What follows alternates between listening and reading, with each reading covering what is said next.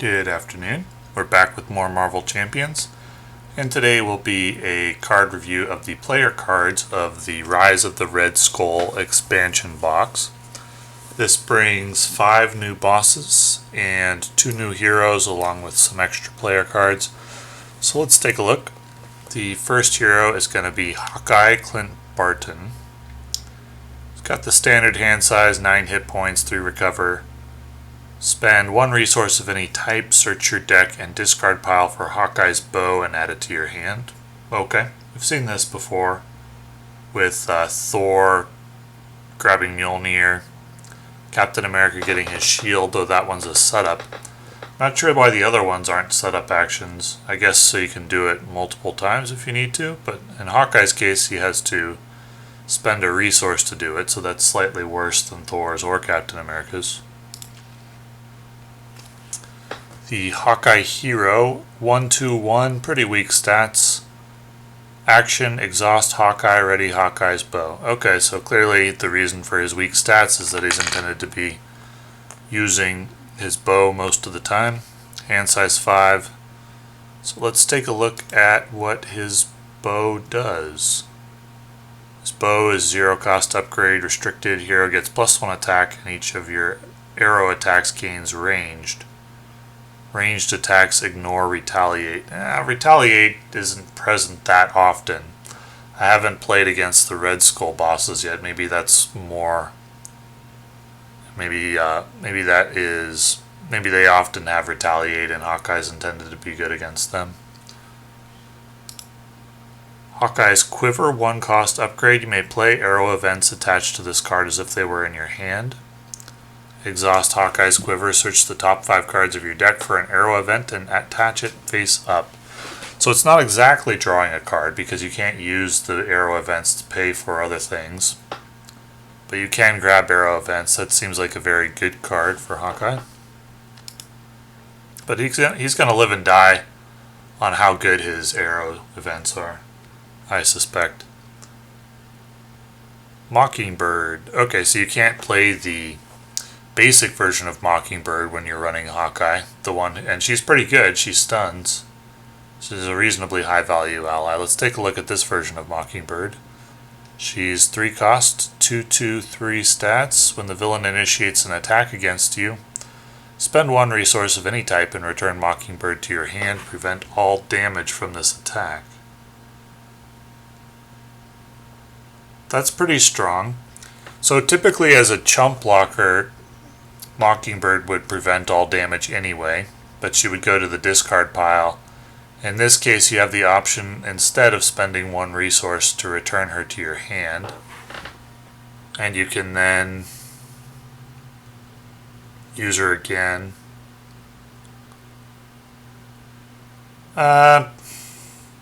She's okay. I'd actually... It's probably about the same value as her other version, which is kind of on the weaker side for a hero card, because typically when you have a hero card and then an aspect or a basic card that does something similar, the aspect or the basic card will be typically quite a bit worse. At least a little bit worse. In this case, with the 2 Mockingbirds, I'd say they're about the same in terms of the value that you get. So, except that this Mockingbird is a wild resource, but so kind of on the weaker side for a hero card, unless the basic version of Mockingbird is just crazy strong. Either way you look at it, typically this is not the typical pattern for a hero card versus a basic card. Sonic Arrow, 2 cost. Exhaust Hawkeye's bow, confuse an enemy, and deal 3 damage to it. It's good. It's a little above average. Nothing exceptional, but it's good. 5 damage instead if it's already confused. Okay. Explosive Arrow, exhaust Hawkeye's bow and choose a player, deal 3 damage to the villain and each minion engaged. That's a very good card. Very good damage card. You're almost never going to be sad to draw that one. Very strong card. Electric Arrow, 2 cost. Exhaust Hawkeye's bow, stun an enemy, and deal 3 damage to it. Now, similar to Sonic Arrow, it's good. It's above average, nothing exceptional. Explosive Arrow is the best of the bunch so far. An Electric Arrow can provide some CC, Sonic Arrow as well. Crowd Control, the ability to ready efficiently, ability to deal with threat. These are the things we're looking for a strong solo hero. And we've got some crowd control, and compared to other crowd controls like Heroic Strike, Electric Arrow is a little worse than Heroic Strike, but not much. They're pretty comparable, really. So Captain America gets 3 Heroic Strikes, Electric Arrow, Sonic Arrow, Hawkeye gets 4 CCs, 2 of each, and then he gets Explosive Arrow. That's good. So these are the beginnings of what we need for a strong solo hero, but we still need the ability to ready himself and the ability to deal with threat. Now, he can use 2 arrow attacks per round, but that's it. So you can't really go too crazy with him with arrow attacks. And you have to exhaust Hawkeye to use the second one. So that's a bit of a knock against the hero, because then you don't get to use his basic attack for 3. So the first arrow attack that you do each round is going to be full power, but the second arrow attack, we have to knock 3 off of it, because you have to exhaust Hawkeye to do it, and that's a lost opportunity cost.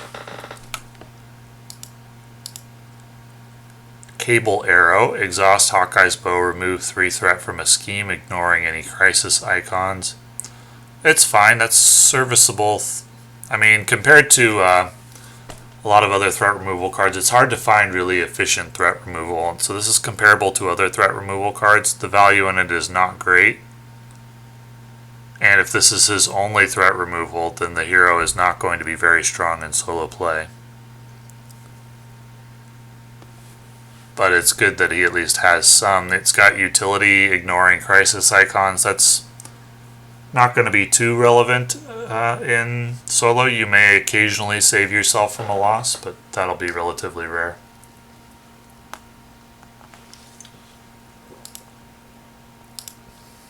We got Vibranium Arrow. Exhaust Hawkeye's bow, deals 6 damage to an enemy. This attack gains piercing. Discard any tough status cards from the target before dealing damage. Okay. That's an okay card if you're not discarding a tough status card. If you're facing a tough status card, this is a very good card.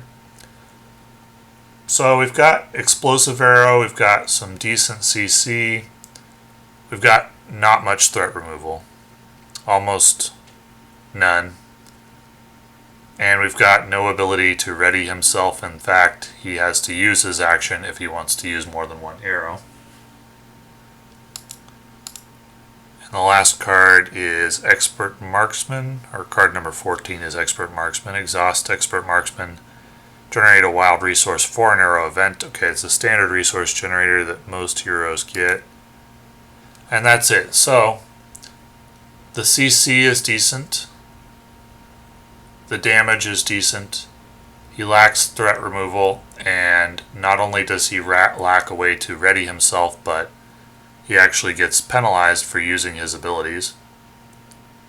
Similar to Doctor Strange, because Doctor Strange has to use his action to use his invocation deck. The difference is Doctor Strange's abilities are ridiculously overpowered to compensate for that, and Hawkeye's arrows are not ridiculously overpowered. And so he's on the weaker side for solo play, I would say.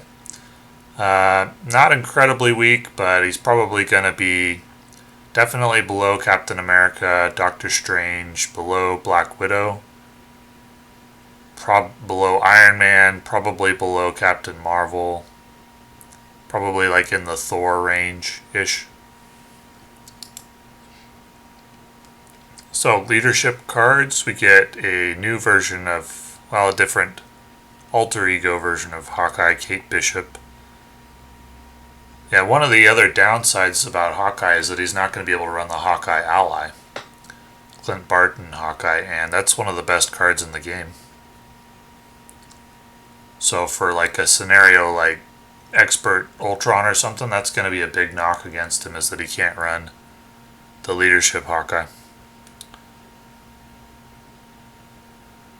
Girl Hawkeye, Kate Bishop, has 1 threat, 2 attack, exhaust this ally and discard 1 card from your hand, deal X damage to an enemy where X is the number of resources on that card.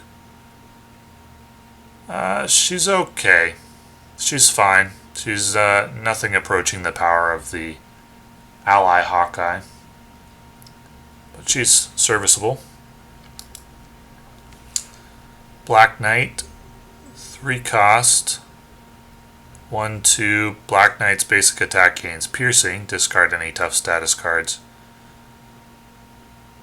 He's fine if he's not dealing with tough status cards. He's good if he is. He's very good if he is. So I would run him in a leadership deck.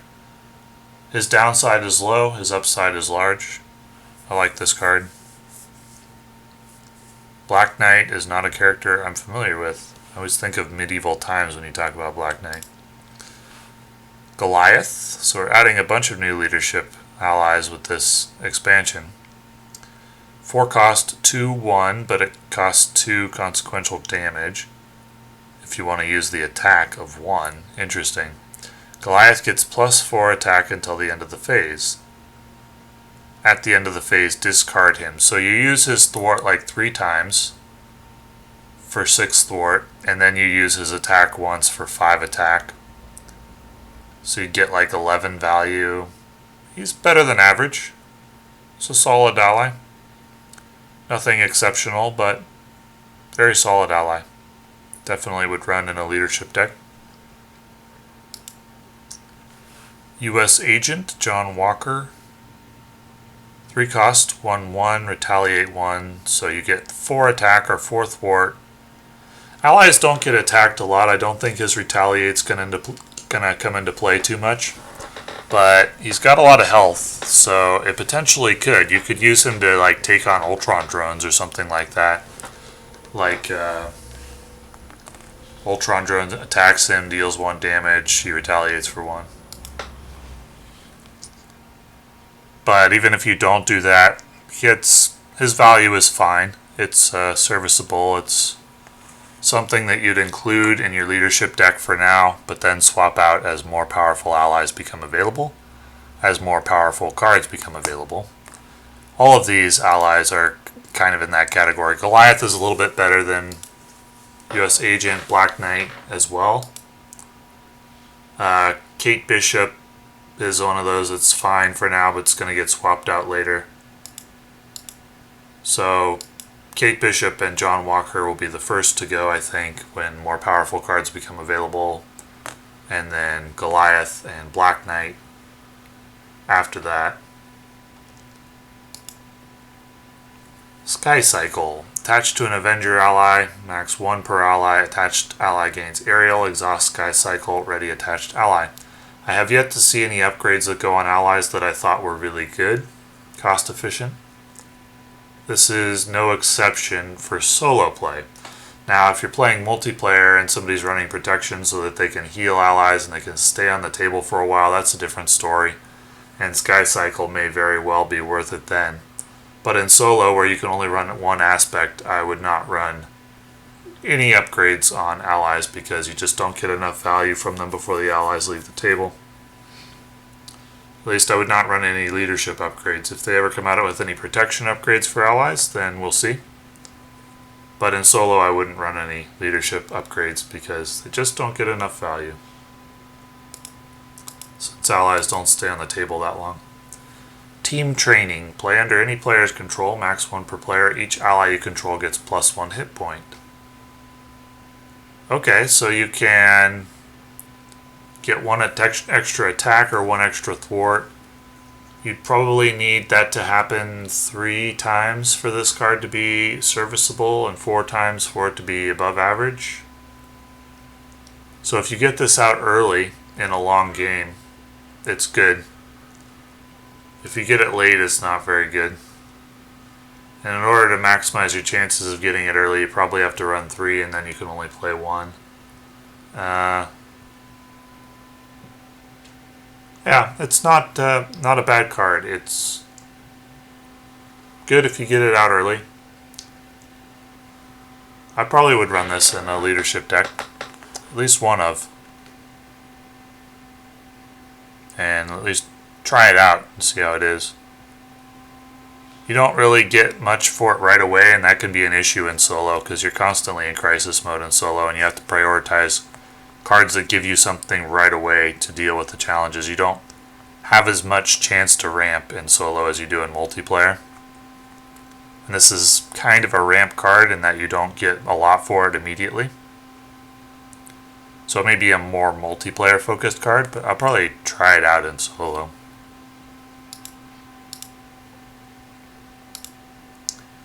Ready for action. Give an ally you control a tough status card. That's good. I'd run it. Definitely run it in leadership. You can use it to block a boss attack for 4 or 5 or 6 for 1 cost. It's a good card. Add it to the list of good leadership cards. You could potentially use it to get another action out of the hero or the ally as well, if you'd rather, and just ping the tough card off with inconsequential damage. And that can be good on certain allies that can provide 3 attack or 3 thwart. Though that would generally be more multiplayer because those would be like aggression allies. Potentially Vision though. You could upgrade his attack to 4 and then get an extra attack for 4 with ready for action. But mostly I think you'll be using this to block boss attacks, and that's just fine. That's kind of like a 1 cost stun in some cases. Not if the boost card has a specific effect, but if it's just damage, it's like a 1 cost stun. Though a little bit worse because it still allows the encounter deck to cycle a little bit with the boost cards. Still, I'd run this in a leadership deck. Lead from the front. We've seen before. Power of leadership. And okay, so that's it for Clint Barton. Well, that was it for Clint Barton and the leadership cards. We've still got some basic cards to look at. So we got a new version of War Machine. 4 cost, 2/2. War Machine's basic attack gains ranged, which ignores retaliate. Not that big a deal. And he enters play with toughness. Well, for practical purposes, usually the toughness is going to go to inconsequential damage because usually in solo you need something right away. If you're going to spend 4 cost on him, you'll need him to thwart or attack right away. In multiplayer, more often you'd be able to have him enter play, do nothing, and then tank a boss attack. Typically, I think we'll get, though, 2 attacks or 2 thwarts for 2. Actually, 3 attacks or 3 thwarts for 2, counting the toughness, and then we'll get a chump block out of him, so... he's fine. He's serviceable. He's an ally that will get included for now and swapped out later. I don't really give much value to the ignoring retaliate. It's too niche. The piercing is better. But this ally is fine. You can take advantage of Quinjet with him. He's another expensive ally. Rapid deployment, or what's it called? The leadership card whose name is escaping me at the moment. Rapid response.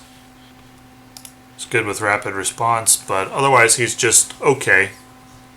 He'd be in the same category as like Girl Hawkeye or the other one we looked at.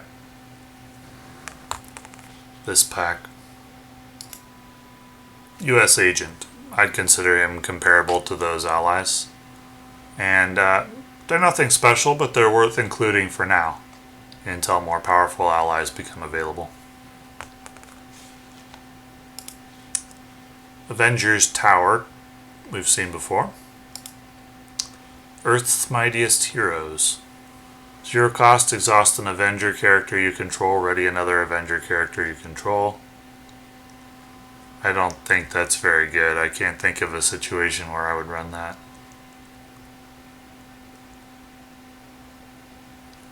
Yeah, I don't think much of that one. Generally, the pattern we're seeing here is that hero cards are the best, aspect cards are second best, and basic cards are the weakest.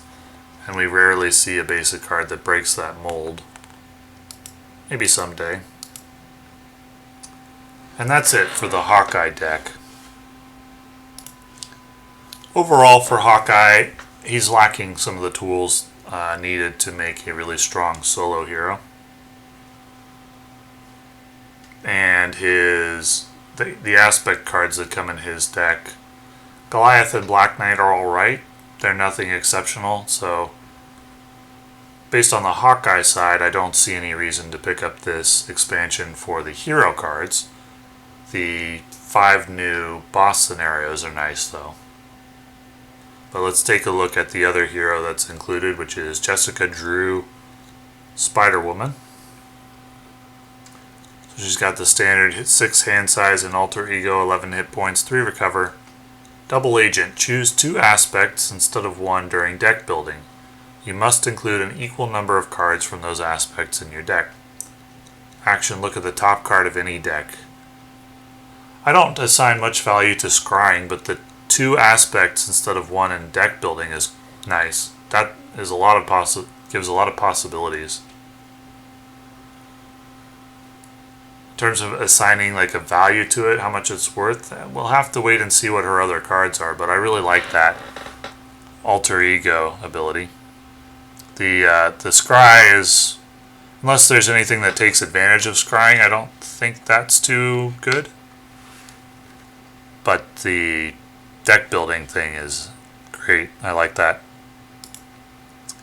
Spider-Woman, 1/1/1, so weak stats. Hand size 5. Interrupt. When you play an aspect card, Spider-Woman gets +1/+1/+1 until the end of the round. Limit once per round for each aspect. So they're encouraging you to play cards from 2 different aspects as much as possible, and if you do, you get 3/3/3 from her. And how valuable that will be will depend a little bit on whether she can ready herself or not. That's strong.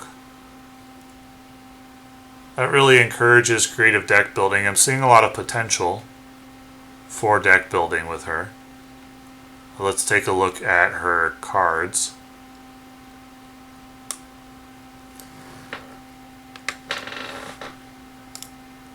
Captain Marvel ally.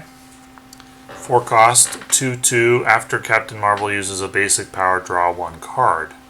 So you'll get 4 in value in thwart or attack, and then 2 cards drawn. She's fine. Well, actually, let me take that back. 2, 4. She's pretty good. She's pretty good. She's not like ridiculously overpowered, but of the heroes that we've looked at in this expansion, she's the best by far. She's not like leadership Hawkeye level, but she's really strong. That's very strong. Draws 2 cards.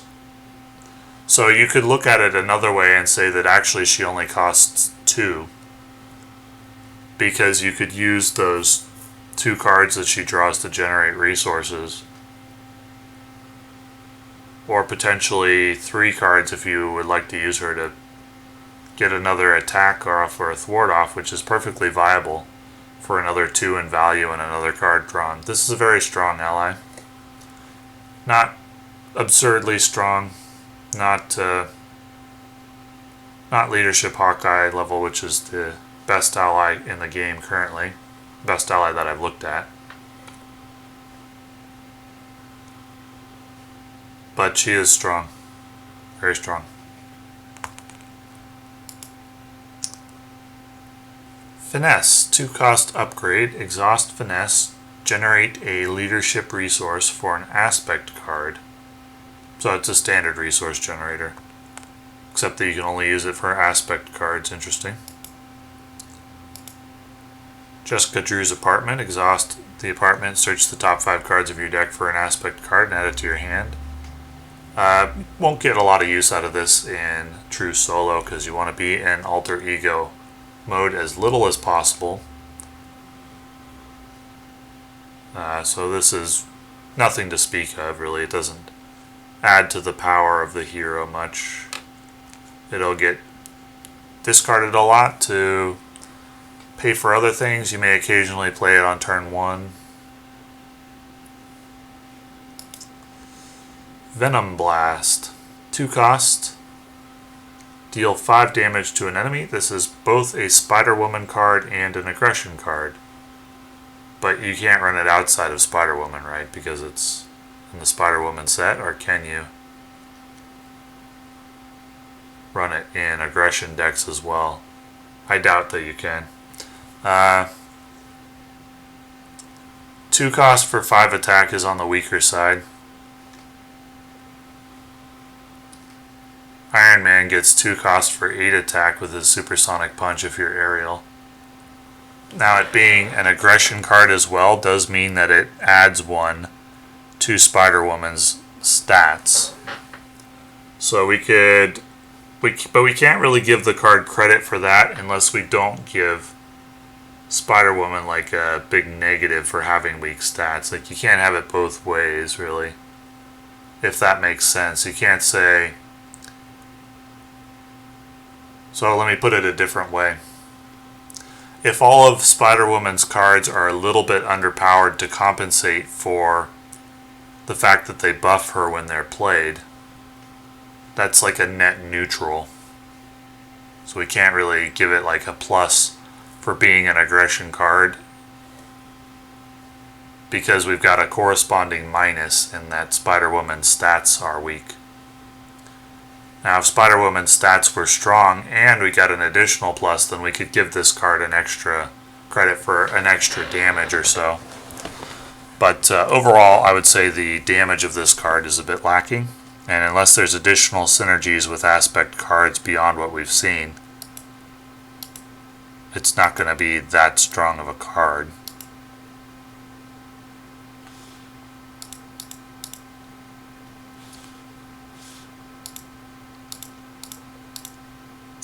Pheromones, 2 cost, stun and confuse an enemy. This card is both a Spider-Woman card and a leadership card. Okay, well, you can buff Jessica Drew for 1 for each aspect, each round. I initially assumed it would only ever be 2 aspects because you can run 2 in your deck. But it appears her hero cards give you access to at least 2, probably all 4. Stun and confuse an enemy, that's strong. That's a strong card.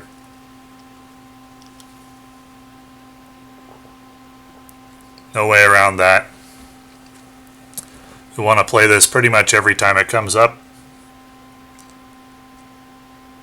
It's not quite as strong as Doctor Strange's stun. Well, is it? Doctor Strange's stun typically comes with a caveat that you have to exhaust him to use it.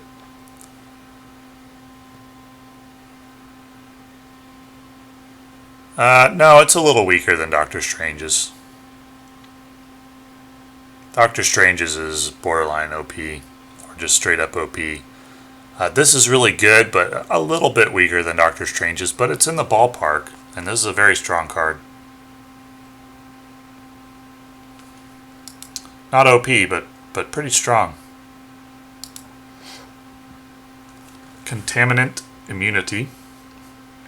Heal 3 damage from Spider-Woman and give her a tough card. Both Spider-Woman and a protection card. Another definitely above average card. It's not as good as the previous one. Pheromones, but it's very good and it's stronger than the Venom Blast. So the tools that we're looking for Spider-Woman to be a strong solo hero, we're looking for CC. She's got that with pheromones. We're looking for threat removal. And we're looking for the ability to ready herself. So far we've seen the CC, but we saw that with Hawkeye. The threat removal is better with her basic ability than Hawkeye's because she has the potential to go up to 2, 3, or 4 every round, and Hawkeye's only at 1. We haven't seen if she can ready herself yet, but so far she's got some of the tools, and she's got an interesting deck building aspect, so she looks at least more interesting than Hawkeye, but we'll have to see the rest of her cards to see her power level for solo. Inconspicuous. I like that all of these multi-aspect cards are cheap. That gives you the potential to use 2 or 3 in a turn. Inconspicuous. This card is a Spider-Woman card and a Justice card. Remove a total of 3 threat from among schemes in play. I like that you can choose so that you can make sure to use all 3 of it. Overall, though, I mean, as is the case with nearly every threat removal in the game, it's kind of underwhelming in what you get for it. This is no different. It's nearly identical to Hawkeye's Cable Arrow. Pay 1, you remove 3. It's a little bit nifty that you can remove a total from among schemes, but it's alright. She's going to need more threat removal than that. Self-propelled glide. Ready Spider-Woman, she gains aerial until the end of the round. Well, it's not repeatable, but it's something. So she's at least got an approximation of the tools we're looking for.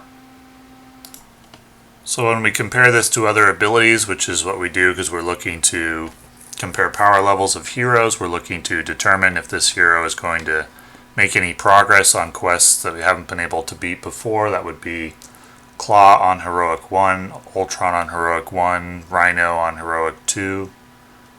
Well, this readying ability is not as good as Iron Man's. It's not as good as Doctor Strange's. It's not as good as Captain America's. Captain America's costs 1, the same as this, but Captain America can use his every single round. And Spider-Woman's is a one-time use. So she's got the CC. The CC is strong, not as strong as Doctor Strange's, but it's roughly as strong as Captain America's, I would say. And she's got threat removal. She's got readying. They're not that great. Iron Man has stronger threat removal. Captain America has stronger threat removal because he can ready every round. So Spider-Woman's really going to come down to how the deck building, I think. How reliably can we buff her base stats up to 3/3/3? If you can do that reliably, like every turn, then we're talking about a hero that's, I think, making up for her kind of lackluster readying and threat removal. If we can't reliably buff her up to 3/3/3, then she's not going to be that good. That's what it's really going to come down to. And I note that all of the cards in her hero kit are cheap. And so they seem to have been designed with an eye on playing multiple cards every round, multiple aspect cards. Probably will want to deck build with that in mind as well. I'm thinking like a leadership aggression deck is what I'll try with her, with mostly cheap leadership cards and aggression cards. I'll play the cheaper leadership allies, but maybe leave out the more expensive ones. And try to buff her up to 3 thwart, 3 attack, 3 defense every round to compensate for her kind of weaker threat removal abilities and weaker readying abilities. And we'll see. It's got definite potential. I like this hero more than I like Hawkeye. Where would I rank her? I'll need to play her to see. But this is a very interesting and unique hero.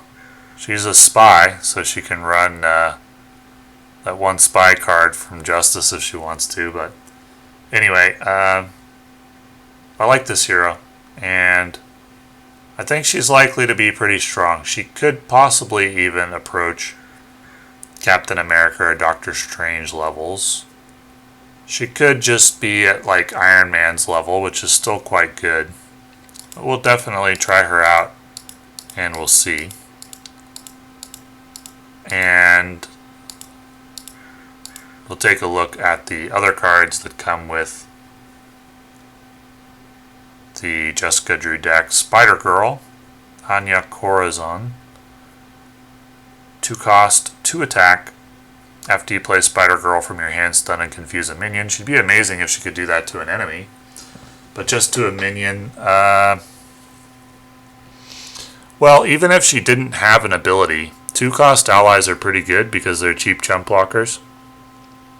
You get 2 attack along with her.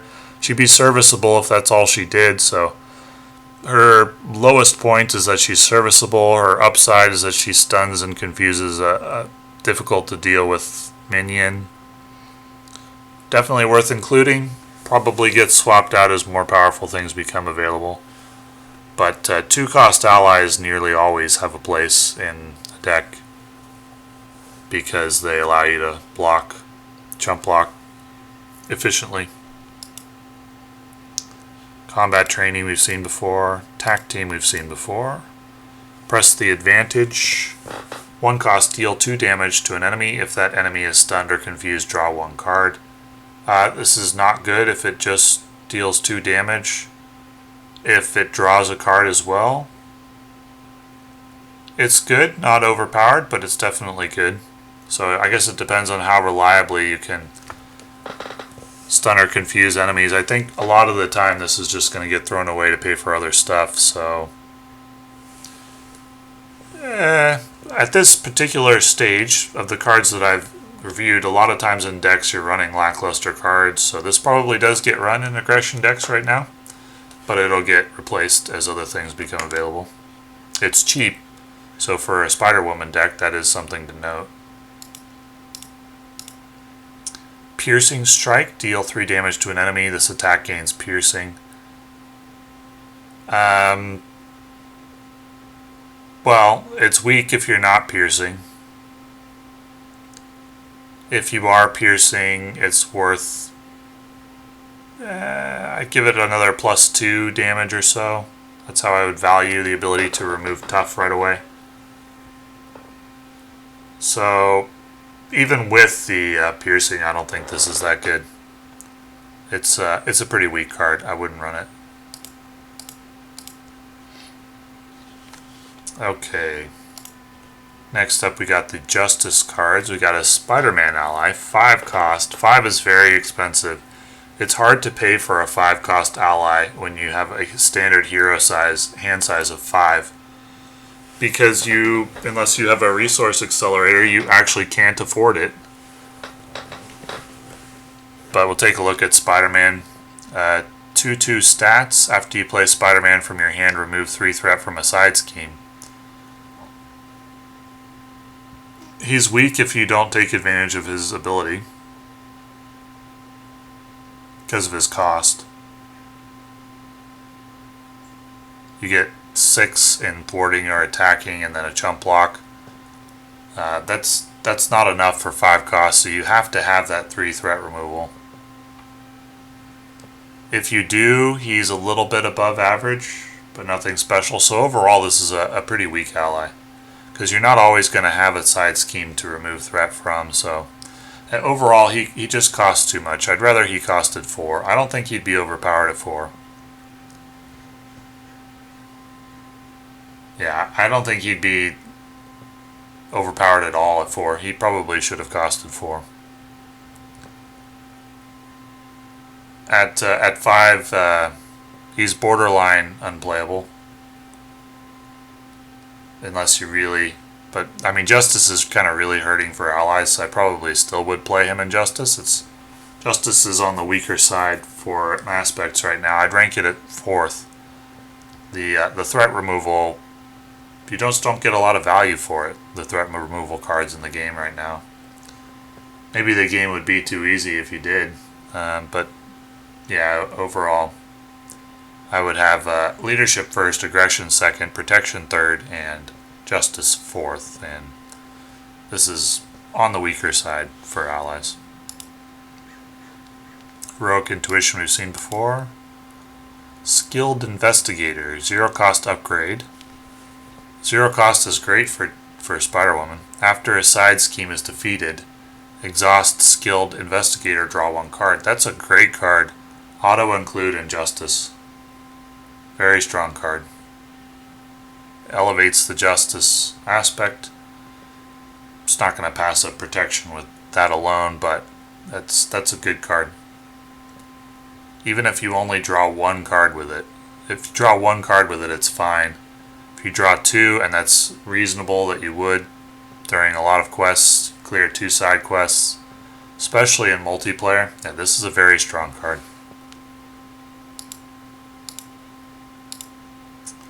Interrogation room.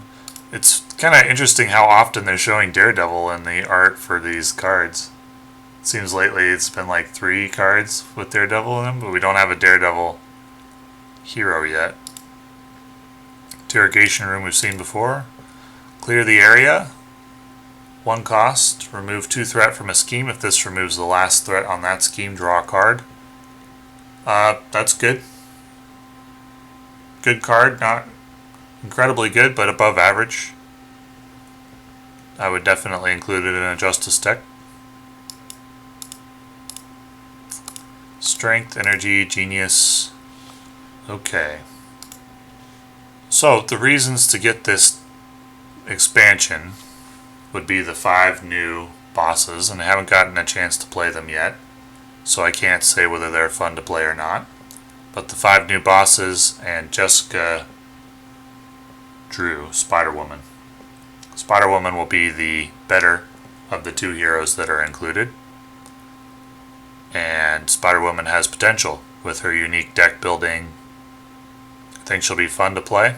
I think she's potentially strong, but we'll have to reserve judgment until I play her to see if she approaches Captain America or Doctor Strange levels. If she doesn't, is this expansion worth buying just for the 5 scenarios? Well, I'll leave that to you, the viewer, to decide if you haven't picked up this expansion. Depends on what your goals are in the game. If the villains are reasonably done, then it's probably still worth picking up even if you don't get any heroes you want to play. And then you get Spider-Woman as a bonus, who is at least going to be fun to deck build around and potentially good. So, looks like a decent expansion. I would have liked to have seen a little stronger Hawkeye, but Spider-Woman I'm looking forward to playing. So, thank you for watching.